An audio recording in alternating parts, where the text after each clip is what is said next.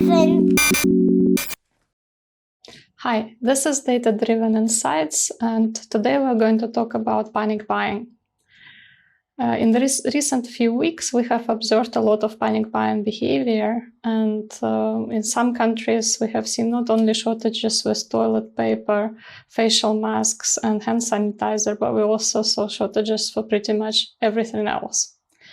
A lot of experts online talk about panic buying, and there are very, very confusing explanations for it. Most of the things that I read, at least, were talking about irrational behavior, boundedly rational behavior, basically suggesting that people are not doing the right thing or not doing the rational thing. However, actually, the panic buying behavior is completely rational, and here's why.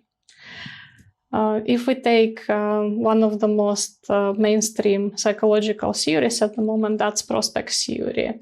So Daniel Kahneman and Amos Tversky, two American psychologists, back in 1970s, wrote a scientific article that proposed the cumulative prospect theory. And what that theory said is that people distort probabilities. So when they think about probability or chance, they do not take the actual probability, but they either overweight or underweight. Specifically, they suggested that people tend to overweight small probabilities and underweight large probabilities. A typical example of this is if you consider the probability of dying from a car accident and the probability of dying from a plane accident. A lot of people overestimate the probability of plane accidents and really underestimate probabilities of car accidents. So if we look at the current situation, what we actually observe is that people really exaggerate the probability of contracting coronavirus or the probability of dying of coronavirus. So if we look at the current cases, as of today, there are over 500,000 of cases, I think over 550,000 of cases. And out of them, if we just take the closed cases, which is close to 150,000, we had about 25,000 of fatalities. So the probability of having a fatality currently is about 16%, considering that you contract coronavirus. However, when people try to approximate the probability for themselves, so what normally happens is this. They first consider the total probability of getting infected, so the global probability. They just look at numbers that I simply just talked about, and what they see is the number like this 16%, and they overestimate this 16%. Then they consider the local probability of getting infected. So in your region, you might have relatively higher chance of being infected compared to other regions. So normally we can talk about risk. So risk is your probability of getting infected in principle, and then you have regional vulnerability. And regional vulnerability depends on many different factors. For example, it could be the density of population in your area, level of social distancing in your area, all these types of things. So we have risk, we have regional vulnerability, and then there is also personal vulnerability.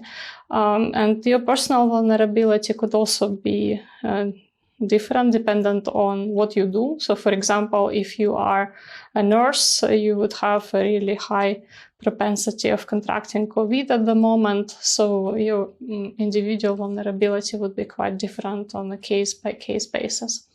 So now you have these three probability numbers. You have risk, you have regional vulnerability, and you have personal vulnerability. Now imagine that you exaggerate every single one of these numbers.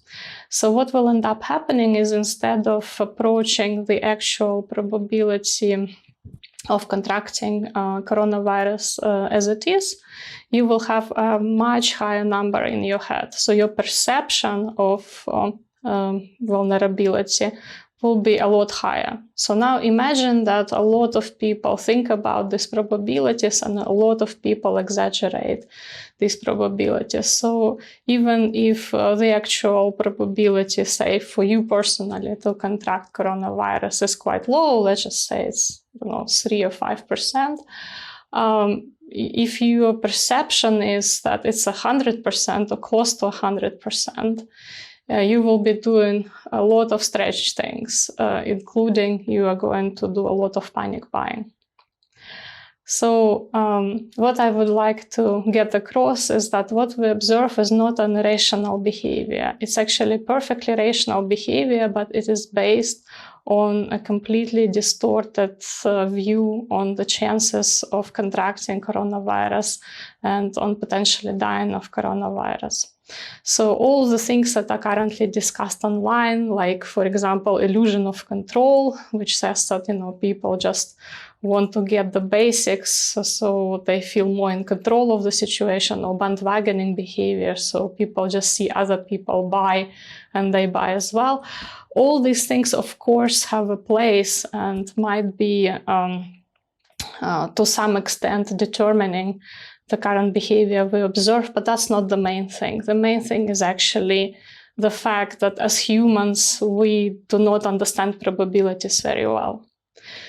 So I would say when you go to the shop next, try to be considerate of others. However, I know that you will behave according to your own perception of probability.